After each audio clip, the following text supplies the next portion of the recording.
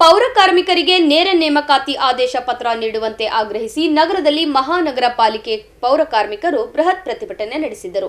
ಕರ್ನಾಟಕ ರಾಜ್ಯ ನಗರ ಪಾಲಿಕೆ ನಗರಸಭೆ, ಪುರಸಭೆ ಪೌರ ಕಾರ್ಮಿಕರ ಮಹಾಸಂಘದ ಜಿಲ್ಲಾಧ್ಯಕ್ಷ ಶರಣು ಅತನೂರ್ ಅವರ ನೇತೃತ್ವದಲ್ಲಿ ನಗರದ ಮಹಾನಗರ ಪಾಲಿಕೆ ಕಚೇರಿಯ ಎದುರು ಬೃಹತ್ ಪ್ರತಿಭಟನೆ ನಡೆಸಿದ ಕಾರ್ಮಿಕರು ಸರ್ಕಾರ ಹಾಗೂ ಪಾಲಿಕೆ ಅಧಿಕಾರಿಗಳ ವಿರುದ್ಧ ಘೋಷಣೆ ಕೂಗಿ ಆಕ್ರೋಶ ವ್ಯಕ್ತಪಡಿಸಿದರು.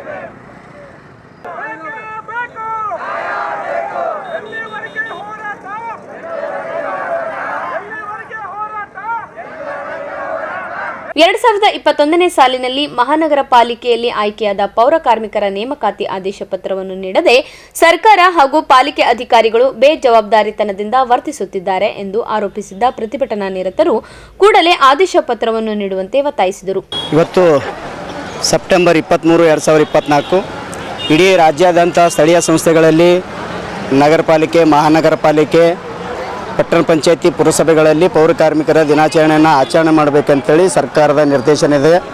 ಪ್ರತಿ ವರ್ಷವೂ ಕೂಡ ಈ ಒಂದು ಪದ್ಧತಿ ನಡ್ಕೊಂಡು ಬಂದಿದೆ. ಈ ವರ್ಷ ವಿಶೇಷ ಈ ಪೌರ ಕಾರ್ಮಿಕರ ದಿನಾಚರಣೆ ವಿಶೇಷ ಏನಂದರೆ ವರ್ಷಾನುಗಟ್ಟಲೆ ನಮ್ಮ ಕಾರ್ಮಿಕರು ಕಷ್ಟಪಟ್ಟು ದುಡಿದಿರ್ತಾರೆ. ಒಂದು ದಿನ ಅವರು ಎಲ್ಲ ಕುಟುಂಬಗಳು, ಅವರು ಎಲ್ಲ ಸಾವಿರಾರು ಕುಟುಂಬಗಳ ಪರಿವಾರಗಳು ಒಂದು ಕಡೆ ಬಂದು ಒಂದು ಒಳ್ಳೆ ಊಟ ಮಾಡಿ, ಒಳ್ಳೆ ಬಟ್ಟೆ ಉಟ್ಕೊಂಡು ಒಬ್ರಿಗೊಬ್ಬರು ಖುಷಿ ಹಂಚಿಕೊಂಡು, ಯಾಕಂದರೆ ವರ್ಷಗಟ್ಟಲೆ ನಮ್ಮ ತಲೆಗೆ ಕಸ ಗೊಜ್ಜು ಇದೇ ಇದ್ದಿರ್ತದೆ.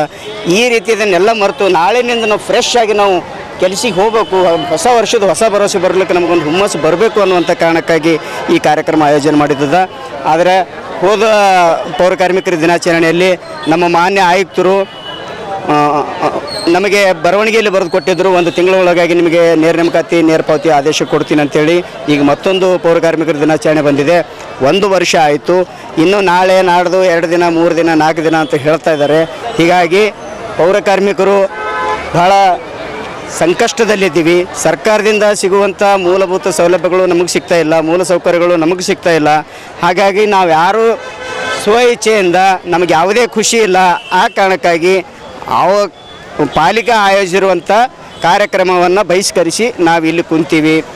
ನಮಗೆ ಇಲ್ಲಿರೋದು ಒಂದೇ, ಮಾನ್ಯ ಜಿಲ್ಲಾ ಉಸ್ತುವಾರಿ ಸಚಿವರಿಗೆ, ಮಾನ್ಯ ಜಿಲ್ಲಾಧಿಕಾರಿ ಮೇಡಮ್ ಅವರಿಗೆ, ಮಾನ್ಯ ಆಯುಕ್ತರಲ್ಲಿ ಕೈ ಮುಗಿದು ಕಳಕಳಿಯಿಂದ ಪ್ರಾರ್ಥನೆ ಮಾಡಿಕೊಳ್ಳೋದೇನೆಂದರೆ, ನಮಗೆ ಖಾಲಿ ಇರುವ ಹುದ್ದೆಗಳನ್ನು ಭರ್ತಿ ಮಾಡಿಕೊಂಡು ಉಳಿದವರನ್ನು ನೇರ ಪಾವತಿ ಅಡಿಯಲ್ಲಿ ತಂದು ಗುತ್ತಿಗೆಯ ಪದ್ಧತಿಯನ್ನು ರದ್ದು ಮಾಡಿ ನಮ್ಮ ಪೌರ ಕಾರ್ಮಿಕರ ಬದುಕಿಗೆ ಬೆನ್ನೆಲುಬಾಗಿ ಬೆಳಕಾಗಿ ನಿಲ್ಲಬೇಕಂಥೇಳಿ ಅವರಲ್ಲಿ ನಾವು ಪ್ರಾರ್ಥನೆಯನ್ನು ಮಾಡ್ಕೋತೀವಿ. ಈಗ ಇದು ಪೌರ ಕಾರ್ಮಿಕರ ನೇರ ನೇಮಕಾತಿ ಮತ್ತು ನೇರ ಪಾವತಿ ಇದು ಪ್ರಾಸೆಸ್ 2017-18 ಹಿಡ್ಕೊಂಡು ಸ್ಟಾರ್ಟ್ ಆಗಿದೆ. ಸೊ ಅದು ಹಂತವಾಗಿ ಒಂದೊಂದು ಕಮಿಟಿದು ಬೇರೆ ಬೇರೆ ಒಪಿನಿಯನ್ ಬರ್ತಾ ಹೋಗಿದೆ. ಇವಾಗ ಹೇಳಬೇಕಂತಂದರೆ ಆಯುಕ್ತರು ಚೇಂಜ್ ಆದಾಗ ಅಥವಾ ಜಿಲ್ಲಾಧಿಕಾರಿಗಳು ಚೇಂಜ್ ಆದಾಗ ಸೊ ಕಮಿಟಿ ನ್ಯೂ ಫಾರ್ಮ್ ಆಗಿಬಿಟ್ಟು ಕಮಿಟಿ ಒಪಿನಿಯನ್ ಸ್ವಲ್ಪ ಚೇಂಜಸ್ ಆದಾಗ ಅವ್ರು ಇನ್ನೊಂದು ಹೊಸ ಕಮಿಟಿ ಕೂಡಿಸ್ಕೊಂಡು ಬಂದುಬಿಟ್ಟು ಪ್ರೊಸೆಸ್ನ ಒಂದು ಸ್ವಲ್ಪ ಡಿಲೇ ಆಗಿದೆ. 2018 ಹಿಡ್ಕೊಂಡು ಇಲ್ಲಿ ತನಕನೂ ಡಿಲೇ ಆಗ್ತಾ ಬಂದಿದೆ. ಸೊ ಇವಾಗ ನಮ್ಮ ಮಾನ್ಯ ಆಯುಕ್ತರ ಏನು ನಿರ್ದೇಶನದಂತೆ ಅಥವಾ ಮಾನ್ಯ ಜಿಲ್ಲಾಧಿಕಾರಿಗಳದ ನಿರ್ದೇಶನದಂತೆ ಸಪೋರ್ಟ್ಲಿಂದ ನಾವು ಆಲ್ಮೋಸ್ಟ್ ಈ ಪ್ರೊಸೀಜರ್ನ ಕಂಪ್ಲೀಟಾಗಿ ಪ್ರೊಸೆಸ್ ಕಂಪ್ಲೀಟ್ ಮಾಡಿಬಿಟ್ಟಿದ್ವಿ. ಅವಾಗೊಂದು ಸ್ವಲ್ಪ ಅಡೆತಡೆಗಳು ಇದ್ವು, ಲೀಗಲ್ ಒಪಿನಿಯನು ಅವು ಅಂತ ಇದ್ವು. ಅದನ್ನು ನಾವು ಬಗೆಹರಿಸ್ಕೊಂಡ್ಬಿಟ್ಟು ನಮ್ಮ ಕಡೆಯಿಂದ ಎಷ್ಟು ಸಪೋರ್ಟ್ ಬೇಕಾಗಿತ್ತು ಅಷ್ಟು ಮಟ್ಟಿಗೆ ಸಪೋರ್ಟ್ ಮಾಡಿಬಿಟ್ಟು ನಾವು ಆಲ್ಮೋಸ್ಟ್ ಎಲ್ಲ ಪ್ರೊಸೆಸ್ ಕಂಪ್ಲೀಟ್ ಮಾಡಿ ಜಿಲ್ಲಾಧಿಕಾರಿಗಳಿಗೆ ಸಲ್ಲಿಸಿದ್ದೆವು. ಈಗ ಅದು ಜಿಲ್ಲಾಧಿಕಾರಿಗಳದ್ದು ಕಚೇರಿ ಕಡೆಯಿಂದ ನೇರ ಪಾವತಿ ಮತ್ತು ನೇರ ನೇಮಕಾತಿ ಲಿಸ್ಟ್ ಹೊರಗೆ ಬಹಿರಂಗವಾಗಿ ಪ್ರಚುರಪಡಿಸಬೇಕು. ಅವರು ಪ್ರತಿಭಟನೆಯಲ್ಲಿ ಸಂಘಟನೆಯ ಪ್ರಧಾನ ಕಾರ್ಯದರ್ಶಿ ಅನಿಲ್ ಚಕ್ರ, ಪ್ರಮೋದ್ ದೇವಳಗುಡ್ಡ, ಬಂದೆ ನವಾಜ್, ಅವಿನಾಶ್ ಕಪ್ನೂರ್, ಆನಂದ್ ಸೂರ್ಯವಂಶಿ, ಲೋಕೇಶ್ ದೊಡ್ಮನಿ, ವೆಂಕಟರೆಡ್ಡಿ ಸೇರಿದಂತೆ ಅನೇಕರು ಭಾಗವಹಿಸಿದ್ದರು.